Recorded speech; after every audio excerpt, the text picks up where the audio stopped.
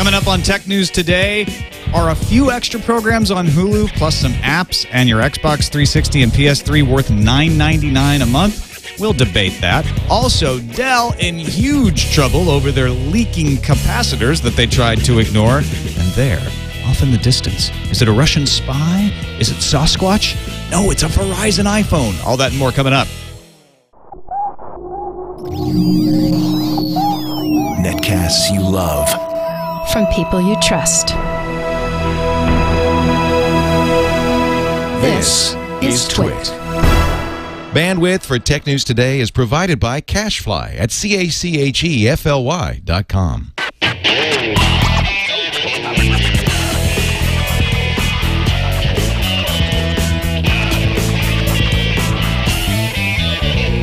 This is Tech News Today for Tuesday, June 29th, 2010. Tech News Today is brought to you by Slingbox. Watch your favorite TV shows when you're away from home with Slingbox. To find an in-store demo at a Best Buy near you, visit slingbox.com.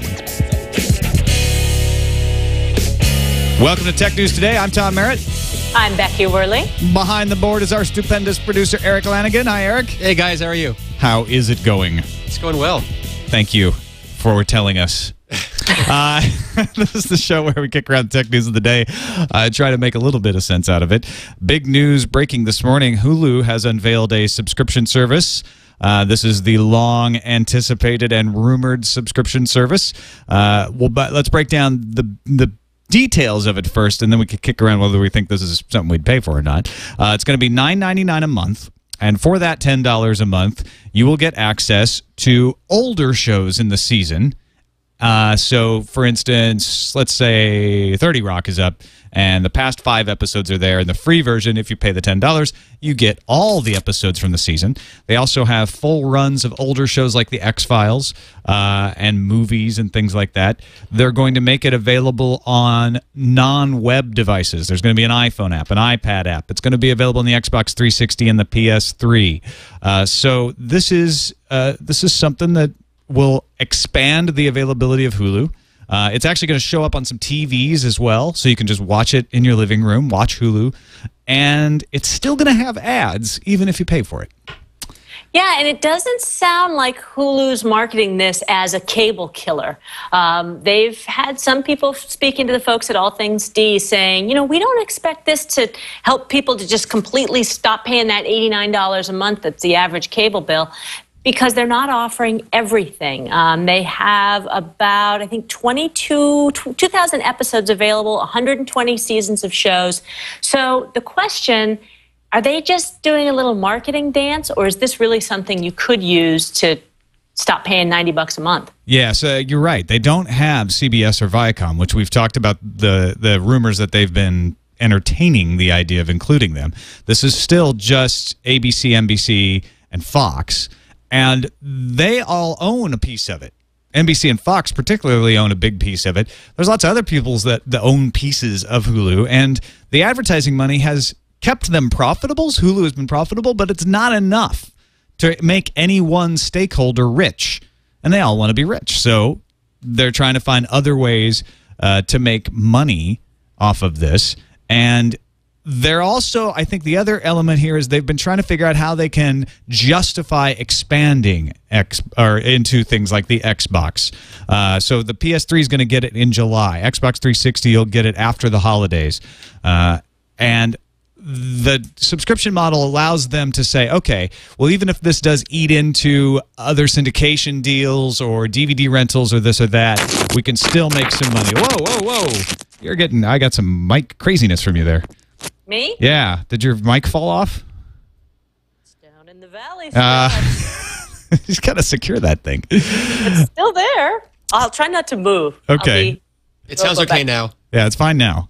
Okay, nothing happened. It did not fall in the valley. There were no meat sellers at the door. Let us continue the TNT. Anyway, so the point here is they're trying to find ways to expand internet availability of their shows without cannibalizing any of their existing deals. Sidebar. A friend asked me today about buying a TV. I'm sure every one of us who's listening, who's sort of an early adopter, gets these questions all the time. And for the first time, thinking about this story and some of the other innovations, I said, you know, you might want to look for a TV that really has that Ethernet plug in it so that you can hook it straight up to your cable modem or what have you. Do you think that we're ready for that advice for the mainstream, future-proofing your TV? I think, you know what? I think at this point, yes. I think it's a good thing to tell people because of Netflix and because now the Samsung internet-connected TVs and Blu-ray players have Hulu Plus applications on them as of today, and they're going to expand onto other devices and TVs as well. I think it's good to say, you know what? You want to have that Ethernet cable. You want to have that ability to use these apps. But if somebody says, well, I don't want to pay the extra, then you're fine. Yeah, Because I mean, it's just that one, if you're going to try and make it last maybe a little longer, you can always buy some sort of cable box or Roku box, whatever. But if you want it all built in, it's just a teeny thing that might be worth it as the differential on prices for the ones with or without the Ethernet jack. $10 a month for watching ads on older shows from this season. Not compelling for me. It's not something that's making me say, I have to sign up for this.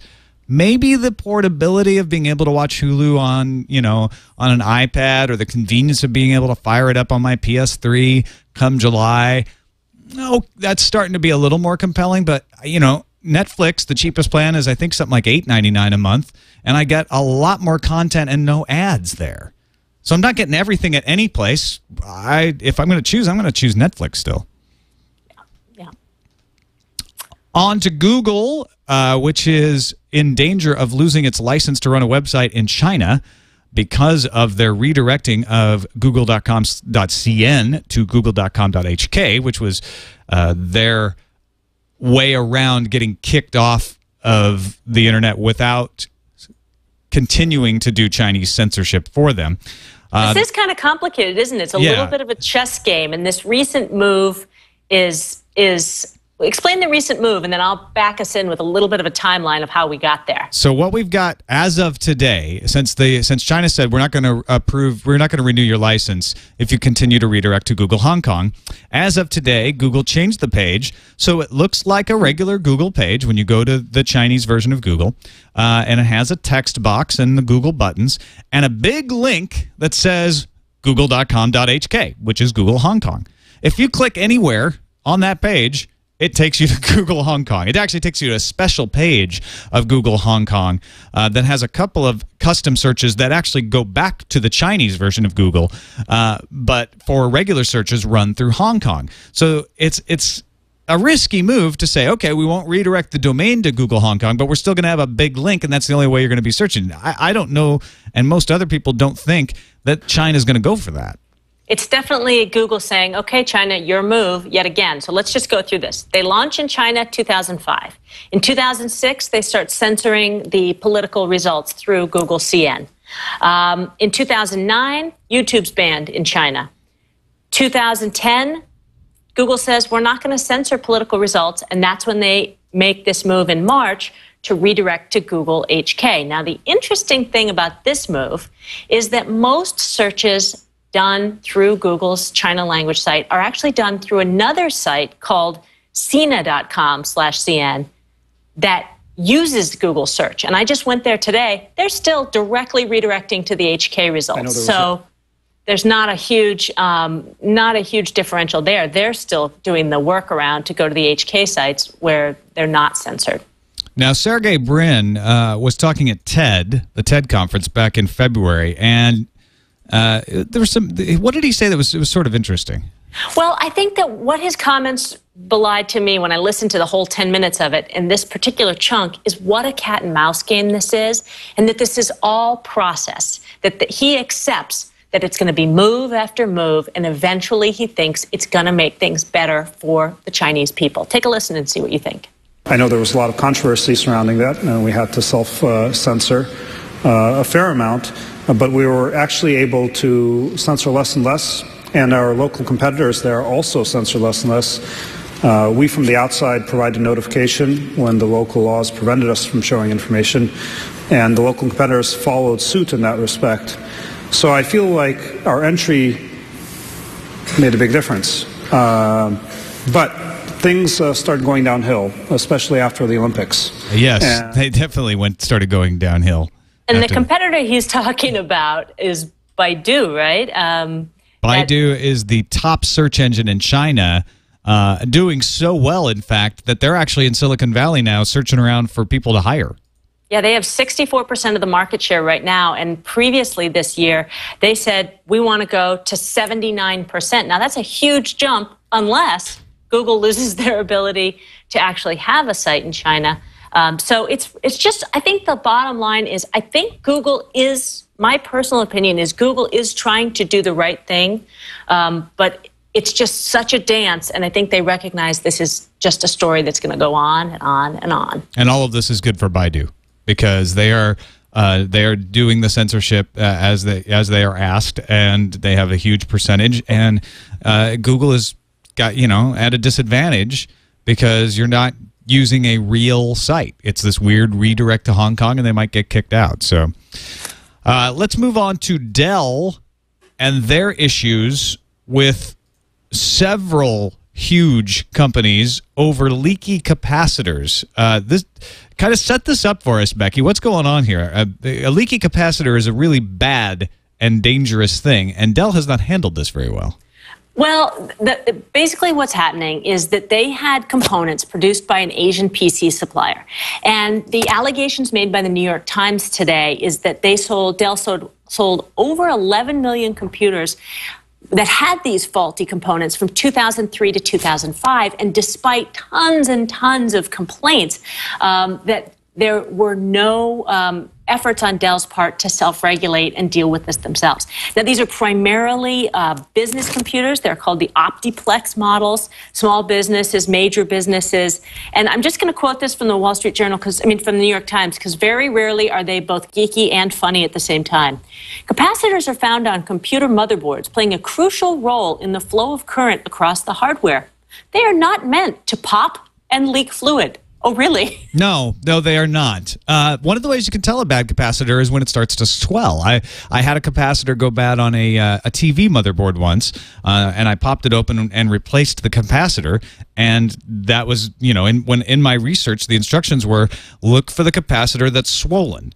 You want to get that one out of there right away because, the more it swells, the more likely it is to burst, and you're in really bad shape if that happens. Well, what Dell was doing is these capacitors were going bad, and they were replacing them with motherboards that also had bad capacitors, and they knew it. At least that's what the court case alleges. Yeah, I mean, I looked at their stock. They took a little bit of a hit this morning, but, this is a little bit like a lot of the companies who, the Toyota situation, the recalls. This is a black eye for Dell, and I think that how this proceeds will be interesting in terms of their are you going to buy a Dell, dude, or are they jacked? Dude, you're getting a leaky Dell. At one point, 1,000 computers that Dell delivered to the law firm that was defending it in the suit started defailing. This is according to Ars Technica. And Dell balked at fixing them for the law firm that was defending them in the suit. You think you'd at least take care of them. Come on. Don't mess with your lawyer. That's a bad idea, Dell. Yeah. This is just a lesson in the opposite of what Dell has been taught in Harvard Business School as an example of how to build a business, because of the way they took over a huge section of the computer market from out of nowhere. This is an example of when your company gets too big, how covering your ass ends up becoming the business model and gets in the way of actually conducting a good business. This is, like you said, it's a huge black eye for Dell. Let's take a quick break before we move on. Today's show is brought to you by Slingbox. You've heard us talk about Slingbox on Tech News Today before. They let you watch your home TV anywhere you go. So you buy a Slingbox, you plug it in at home. And some people have been a little confused about this. They're like, well, wait a minute. What do I plug it into? Well, you plug an Ethernet cable into the Slingbox so that it's connected to the internet, and you plug the cable that's either coming out of your satellite or your cable television or even your over-the-air into the back of the Slingbox, and then you connect that Slingbox to the TV. So the signal goes through the Slingbox onto the TV. When you're watching at home, everything's normal. But when you're actually off with your iPad or your iPhone or your BlackBerry or your computer, you can access the Slingbox over the internet and intercept that signal and broadcast it back to yourself.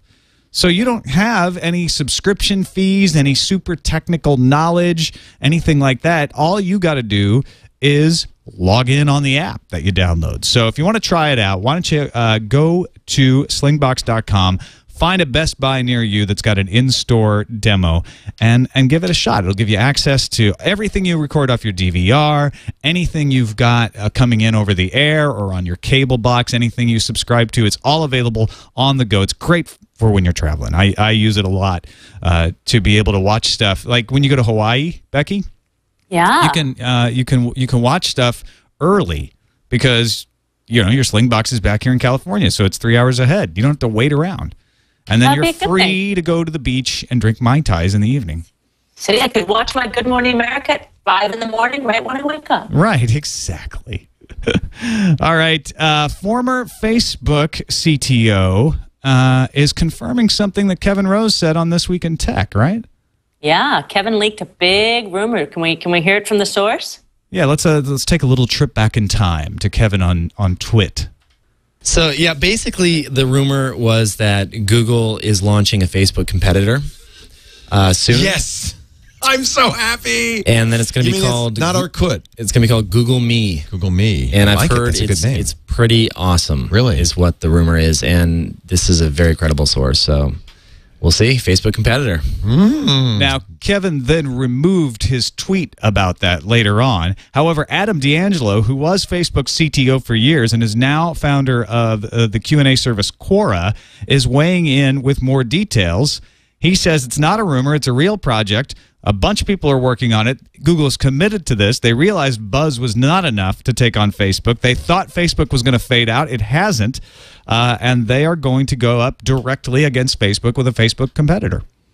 Another little facet of the mystery that's unraveling. So a guy named Rick Clow, who was the developer who built Buzz and was originally from a blogger section of Google, has now been tapped to overhaul Google Profiles. So from Buzz to Profiles, and you could see Google Profiles morphing into a fairly smooth transition to be that Facebook competitor. The question, does Facebook just have too much momentum? What do you think? I don't think Google can easily take down Facebook, especially given how Buzz was rolled out and the mistakes that were made with Buzz. As far as, you can argue whether there were real mistakes made or not, but there were plenty of people who thought Buzz was awful at the beginning, and it's smoothed out now. But they have learned a lot from that. But they've also burnt a lot of bridges with people who are going to be a little shy of jumping in on something new from Google where they have to give private information. They're already shy about giving Facebook private information. So it's going to be a uphill climb to convince people that they should jump from Facebook, which they barely trust, to something brand new from Google, which has this Buzz history. See, I disagree with you. I think they do have an uphill battle, but I don't think that it has to do with that issue. I think that perception of Google and the Buzz problem affects maybe top 5% of early adopters and tech enthusiasts. But when it comes to the mass public, I think it's just going to be an export problem. It's not like Facebook's going to put an export button on your profile and have you just choose Google Me as an obvious, location for it to land. People just don't want to start over. Yeah, I think that is also true, which is all my friends are on Facebook. I am going to stay on Facebook. I mean, that was why people stayed with MySpace as long as they did. Their friends were on MySpace. But then as soon as people started to jump to Facebook, then we started to see Facebook explode. So the key question for any potential Google Me type situation is, how do we get people there? And the way they got people onto Buzz was to make their Gmail address their Buzz. And that was not a good idea. So, they have to kind of balance this and figure out how to encourage people to come in without crossing that line of abusing the position they have. Because almost everybody's got some sort of Google usage behavior. So they do have an advantage there. 70% of people use it as a search engine, if nothing else. And there's tons of people on Gmail and Google Docs and all that kind of stuff. Seems to me the only company that could actually challenge Facebook. And on Facebook today, I have to tell you, I got a couple of pings, people asking me about the iPhone and Verizon. Oh, so this is one of your crypto phonology sites that, it's like Sasquatch hunters and people who believe that Elvis is still alive. They believe that we will get a Verizon iPhone. It seems that the rumor will not die, and new fodder coming today from a Bloomberg report that cites two unnamed sources that Verizon is getting the iPhone in January of 2011. What does the rumor count on this, Tom? I don't think we have numbers large enough to accommodate the number of iPhone rumors. Well, but this one is definitely, it's going to come after the first of the year. It's going to happen. The fact is, Apple's going to dramatically increase the number of. This is from a template, and this one might be. Let me just say, this one might be true. This might be the one that is absolutely true. But they're all exactly the same. It's going to happen some 6 months from when we're dropping this rumor, and Apple's going to make bank off of this. Conspiracy theory floating around. Verizon leaks this. It's not true. Somebody says, you know what? The best way to stop the bleeding to AT&T after they sold 1.7 million iPhone 4s this weekend is to start this rumor all up again. So just leak it. It's cynical, but totally plausible. To just think you're scrunching again. Becky, watch the hair. I think it's your hitting hair. your microphone. Your hair. Yeah. Whoa. Okay, I won't scrunch anymore, guys. Okay, I'm gonna redirect. All right. But it's totally cynical and totally true that it could work that way. They might because one of these pops up every time there's a new iPhone advance. Every time there's big news about the iPhone and AT&T. So let's talk about something that's not a rumor, but also still a little bit vaporous. Cisco making a tablet that is meant for business and meant for video conferencing called, what is it? CIUS? How do you pronounce that? CS. Oh, like see us, because it's meant for video conferencing. Yeah, so I'm actually kind of excited about this because what I like about it, front and rear facing camera, the front camera is 720p HD, the rear camera 5 megapixel, dual noise canceling microphones, Wi-Fi 3G, obviously. And here's the deal. This is aimed squarely to be a mobile, small, easy-to-use, tablet-based version of the Cisco telepresence, which I think has been pretty popular for business. And I just think this is a cool idea and a great use of the Android platform.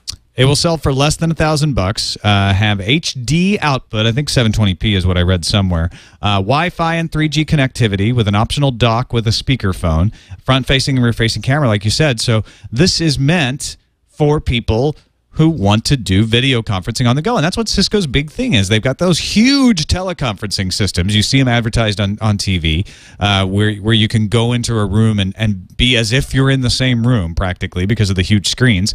But that doesn't help you when you're at the airport lounge. Well, that's where CS would fill in, presumably. 7 inches, though, it seems a little small. But, I mean, I just think that if you're talking about a one-to-one, like if this is just a tablet for one employee who's going to do a lot of teleconferencing as opposed to telepresence, which is multi-employee use, I think it has to be really, the cost has to be kept down. So I'm sure that's a part of the screen decision. And, you know, actually, I was just before our podcast, I was doing a Skype with the folks from Skype.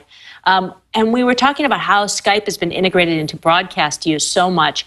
And we were talking about the new CS, and they said, you know, we just are realizing that, you know, this is a huge market for us. We have this great opportunity to go forth and reach out to business and broadcast. And it's like, yeah, how come you didn't do anything about this earlier? We should have thought of that. Well, they do have their SDK coming out, which will allow for the integration of Skype into hardware, apps, software. So, you know, I'm on a Canon camera here, but I wouldn't be surprised if you see me on a Sony with Wi-Fi enabled camera and it's got Skype built right into it. But this isn't going to take on the iPad. These are two different businesses, right? The iPad is meant for home use, for consumer use, for entertainment, maybe light productivity. The CS is like, put it in your briefcase and take it with you, road warrior, hit the road and do some business. iPad leisure, this device, road warrior. Got it. All right. Let me paint a picture for you. A woman brings her laptop to a coffee shop on 47th Street in Manhattan. It's January. The snow is coming down. She looks nervously out the window. A government official from Russia drives by in a minivan. Without anyone's knowledge, a Wi-Fi connection is made, and the papers are passed without the two ever seeing each other. Ooh. That's exactly what happened, according to court papers. A clandestine network of Russian spies has been in the United States, and they set up their own private Wi-Fi networks and flash memory sticks and text messages to trade all of their secrets to each other. They never even looked at each other. In another exchange described in the court papers, this woman, Anna Chapman, allegedly opens her laptop while in a bookstore in Lower Manhattan, uses a private Wi-Fi network to communicate with Russian officials nearby. They never talk to each other, but they swap information. The dead drop is officially dead. Yeah, exactly. It's a Wi-Fi drop now. I mean, where's Hollywood been on this stuff? Well, the other thing they were talking a lot about in this article was how they were using steganography, the embedding of text and images and posting it on the internet. Yes. We knew it. We knew it. Ken from Chicago in the chat room was like, "You mean they sent each other email?" It's pretty interesting stuff, though. You always think of the gloved hands and the briefcases being. You don't need to do that anymore. You just the reason you don't send it over email, in all seriousness, is you don't want it tracked. I mean, the fact that you're sending it over the open internet means that it's liable to be found by someone. So if you set up your own private encrypted Wi-Fi network, you reduce the chance. It doesn't make it impossible, but you reduce the chance that someone would discover the data you're transferring. And the steganography stuff, that's always good. That's always good TV. It is. I just like the word. It sounds like a dinosaur. It's a steganographer. Which is basically just hiding data within other data. Right. And so you got to go check out Declan McCullough's story over at CNET. It's got all the juicy details, and apparently Anna Chapman appeared in federal court in Manhattan on Monday evening, and a prosecutor claims she used a range extender for her laptop that communicated to an address that matched a Russian government computer, and a judge has now denied bail. So looking bad for Ms. Chapman. They are not being accused of anything malicious. We should make that clear. They're not being accused of any actual confidential information being traded, but what they are being accused of is not notifying the United States government that they were agents of the Russian government operating because they were clandestine. So it wasn't like they were stealing plans from the Pentagon. They were just talking about generally what's going on in the United States, but you're supposed to let your allies know that you're doing that. Well, that's no fun. Well, yeah. Plus, how do you get that whole Cold War era storyline going on if you let them know you're there? All right, Becky, I've got a little financial trouble. I didn't really want to bring this up on the show, but it has been bugging me. I need to raise $150,000 quick. You got any ideas? I do, Tom. Really? Number one, okay. You can sell. No, just kidding. You'll be selling meat door to door. I only have one kidney left, so that's not an option. Our friend Elon Musk of Tesla, who was declared in some bankruptcy filings that he was dead broke, is no longer dead broke. Tesla did an IPO yesterday. They raised $226 million. They sold, 13.3 million shares for $17 each. Demand was strong. So Elon sold 1 million of the shares, so he's up a cool 17 mil. He's got some taxes. He's got some divorce issues to work out in terms of the settlement. And he has another 28 million shares of Tesla, now valued at $504 million. I don't really have time to build an electric car company, although that is a good idea. All I have is a kid who's just been to the dentist. Well, then you are in luck, my friend. I could still make money off this? Your segues are genius today. David Does Dentist, the infamous YouTube hit, which has done about 62 million views on YouTube. Well, the DeVores family of Florida has made $150,000 off of that video, and it's about $100K in advertising from YouTube. So that's actually an interesting little metric to figure out how much YouTube advertising is worth. 62 million. Well, I know with them at a certain point, YouTube came and said, hey, do you want to monetize this? So the first million or so streams may not have had the advertisements shared with them yet, because as it caught on, they started to realize, oh, wait a minute, we need to get into this. How do you get into the opt into the revenue and the making the money thing? So they did make $100K though eventually when YouTube came to them, and I can't remember what the number was when they did start monetizing it. I want to say it was like 6 or 8 million views. I'm just thinking off the top of my head. I don't know that for sure. Now, they also made $50,000 from a Super Bowl ad for Vizio. So licensing, yeah. Well, and then they appeared with like the Numa Numa kid for the Super Bowl ads. So right, because the Vizio thing just had clips from all over the internet on it. So that I forgot that David was one of those clips. Yes, and then they're also working on licensing deals, and this one's a little creepy, with a company that makes scrubs for dentists. Would you want to see David Does Dentists on your dentist chest as he's like leaning in for the big extraction? I don't think so. Probably not. No. I mean, it's a funny video, but I don't associate it with responsible dentistry. No, one nice thing, they gave even though it totally is. Yeah. Yeah. Oh, yeah. Oh, totally. They did give a chunk of cash to charities, including Operation Smile, which is the one that helps kids in third world countries with cleft palate and stuff like that surgery. So that's cool. It's a good story. For them. All right, on to the calendar. We got a bunch of stuff going on today, including several updates, right? New firmware and stuff. That's right. Nexus One gets Android 2.2. So starting today, Nexus One users will receive Froyo in over-the-air software updates on their phone. Just download it, wait for it to install, and you should be good to go. PS3 firmware upgrade. For the PlayStation 3, now live, it's bringing updated Facebook integration, video editing, photo sharing, power saving improvements. Anything else you've heard on this, Tom? On the PlayStation thing? Yeah. Just, I don't know why I'd pay for it. Because you already get the PlayStation Live for free, and I haven't seen anything compelling in the listing that says, oh, this is worth it. Although it's not that much money, I'll grant you that. And maybe there'll be a game demo that comes along that I'll be sucked into wanting to buy it. But it's not like Xbox Live where you can't play certain games if you don't, at least not yet. Maybe I'm wrong about that. Maybe there is a game out there I want to play that I have to buy this for, but I'd hold off. I wouldn't be running in to buy PlayStation Plus quite yet. Now, for those of us who play the Wii Rule, also a big update over the weekend. And good news, Magic Cauliflower, still there. Leo is so happy about that. And me too. Whew. Woo. And then one other little update, kind of for the Tech TV faithful. Erica Hill filling in for Katie Couric tonight. She was there last night. She'll be there tonight again. And I just am excited for her. That's cool. I am so excited. Erica was the voice of ZDTV radio when I started at ZDTV in 1999. And I remember when she first did ZDTV news on ZDTV, and we're all like, wow, Erica's really good. She should do that some more often. And then she went, after Tech TV, she went off to CNN, and then she was Anderson Cooper's news co-host, and then now she's on CBS Morning News, and then a chance to host CBS Evening News. I will be watching.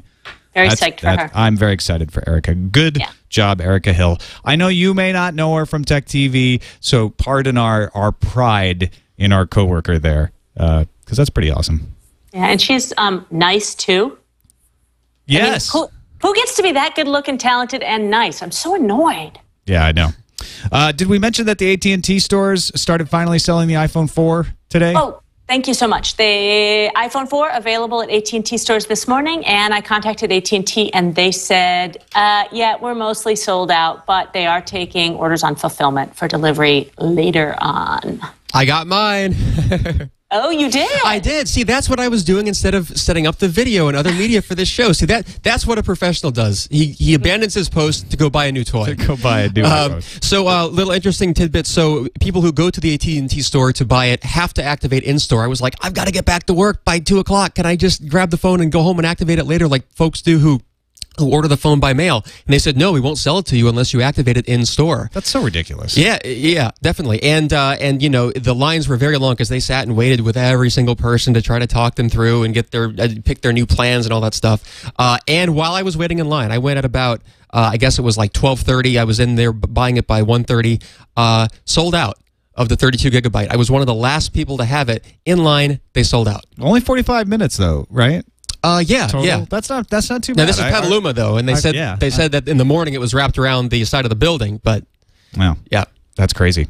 Oh, and they said if you missed it, you can call them, and they think they can get it to you by mail in only 7 days, whereas right now Apple is saying 3 weeks even just to ship. Good tip. All right. So if you're not one of the 1.7 million people who got one over last weekend or since, there's still hope for you to get this very important thing. You can't you can't buy an Evo either, though. They're back ordered as well. Yeah. Now, do you think that's just massive demand, or? Well, I think in both cases they underestimated how many people would want their phone. It's still less people. They're selling less Evos than iPhone 4s, but they're more popular than they expected. And smartphones where it's at, man. If you're a young person going out on your own for the first time after college, build a smartphone. That's my advice to you. Did I tell you they used the hotspot within the Evo the other day, and it was awesome. I was so impressed. Was it with the 4G or just the regular 3G? Just 3G, and it was. I just found it to be faster than my iPad by a mile. So I'm using my regular computer. I'm going off of the 3G version of the Evo Wi-Fi hotspot that it creates, and it was faster than my 3G iPad pulling down content. All right, there you go. I have used Sprint 3G in other cases and always found it pretty reliable in this area. But like all this stuff, it depends on where you are. Let's move to the voicemails. 260-TNT show. First caller has a little instructional information for estimating cell phone strength that he found out from Security Now's Steve Gibson. Take a listen. Hey guys, it's Elliot from Florida. Just wanted to comment on two quick things from yesterday's show. First, the signal strength with the iPhone antenna. One thing that you guys didn't note, interesting, that Steve Gibson researched and found out a little bit, he's got on his blog, is that the signal meters on the phone only indicate your signal strength once you get below 5% signal. So from 6% to 100, it will show you 5 full bars, which is why some people aren't seeing this issue with stronger signal strengths closer to the tower. That might be why some people are seeing it and some people aren't. So that's a really good point. You have to have really bad reception already for that bar to start dropping at all.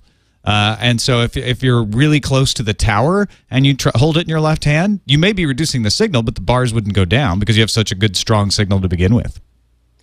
When we were planning to do this story for GMA last week, we were going to shoot in Walnut Creek, and I thought, we'll have to leave because we'll probably be in an area that has such high signal quality that we won't be able to demo this.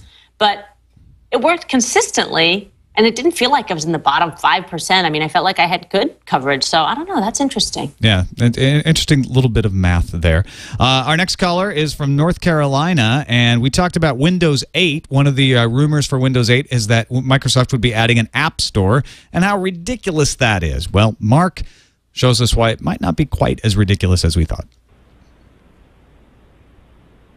AT&T crew, this is Nick from North Carolina. Just calling comment on Tom's aversion to app stores on normal computers. I think that that Steam is a good example of an app store working on normal computers just for games. So they could possibly expand that to other areas. Thanks a lot. Love the show. Bye. I think his name is Nick, not Mark. I went with the Google Voice transcription, and it failed me. But good point, Nick. Steam on Windows or Mac or Linux is sort of an app store. You can go and you can buy software, games, and install them on your machine. You can even download them from individual places. But Steam makes it really easy to collect them and manage them and get the latest games. So I thought that was an interesting point. And we had a few other people write in with some interesting points. Yeah, and also I just wanted to make one comment on that. Download.com is an app store. Well, that was my point yesterday, is the internet is an app store. You know, there's Two Cows and download.com. And you know, I mean, why do you need to put an app store in here? But I like this email that we got to TNT at twit.tv. I'll get to this one. Tom and Assorted Posse. I feel like I'm on the, what was that show? Gunsmoke. Oh, yes, my Posse. I think it's kind of funny that Microsoft is considering putting an app store in Windows 8. That would be weird. A central repository of apps that are spyware-free. I can't think of any other desktop platform that offers something similar. Oh, wait. Hasn't this been available for Linux distros for 10 years? In fact, I think the more refined Ubuntu App Store is a year old. Nice job, Microsoft. At least we'll be able to pay for some apps instead of downloading them for free. Who said innovation is dead at Microsoft? Rich in lovely Cleveland. We got a good handful of emails like this pointing out that Linux repositories have been around forever, and they're essentially app stores for anyone who runs Linux. Point being, they're free though. And the what is that service that does the tracking? When they're now owned by CNET, so if you download something from download.com, Version Tracker will alert you when there are new versions. So there are some benefits to having some kind of centralized repository. Wait. I think this misses a huge point because, I mean, I get it. There's an open venue, the web. You have these, all of these different distribution sources. But isn't Steve Jobs' whole point about the App Store is that it's a gated community with somebody doing security? For the iPhone, it is, but not necessarily for the operating system. So, and Erik was pointing out there is sort of a similar App Store thing in OS X. Yeah, for years, if you just went to the Apple menu, one of the items that you see up here is Mac OS X software, and it takes you to this page that Apple's been running for years now, and it's all but a store, but an App Store, because it does everything but sell the apps, but it curates them, it promotes them, it categorizes apps for your Mac.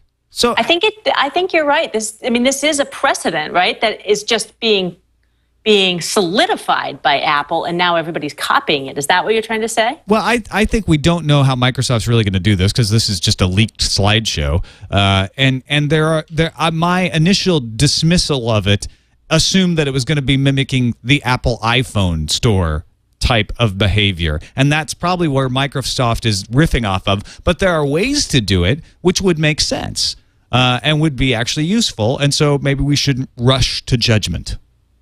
And maybe by calling it an app store, Apple having already set the precedent, Microsoft won't get into hot water for the decisions that they make about who to keep in and who to kick out. Yeah.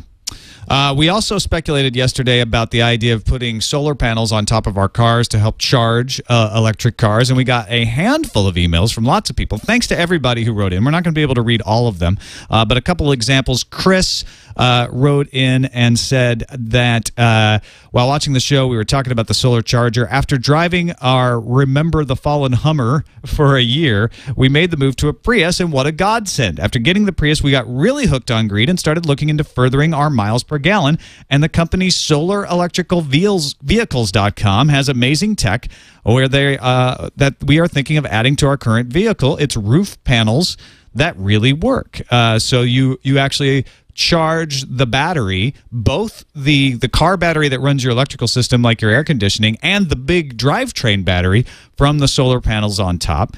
Onk wrote in and pointed out a story at SiliconRepublic.com about Fiat collaborating with a company called Iris to put solar panels on top of their cars. A few people pointed out that the Nissan Leaf is supposed to have solar panels on top. So this is definitely going on in a lot of different places.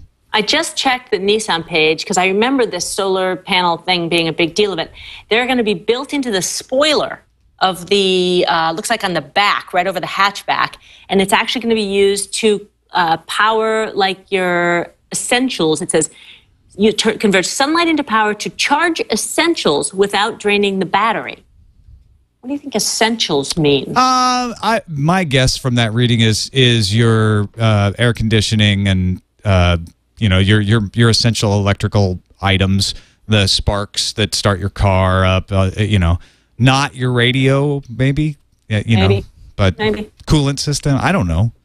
It seems like this seems gimmicky to me, quite honestly, because I think the better option will be when solar is on more rooftops, and then it's just a natural thing to plug in your car. And there was a study that just came out today saying that by 2013, the cost of silicon is going to go down enough that we're going to see a lot more deployment of solar panels for photovoltaic use in homes. And as you look at all the pieces of the alternative energy puzzle, solar is starting to look more and more like the answer. It's not going to be the answer. We have to get the battery technology up, but it's definitely becoming more and more a part of the solution.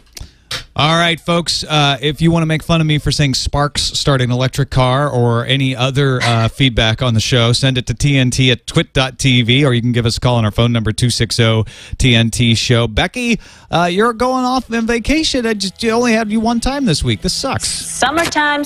You can always follow me, Be Worley, on Twitter, but I will miss you. I will miss you, too. But we'll see you again on Tuesday, twit.tv/TNT to find out everything else about this show, and I will see you tomorrow.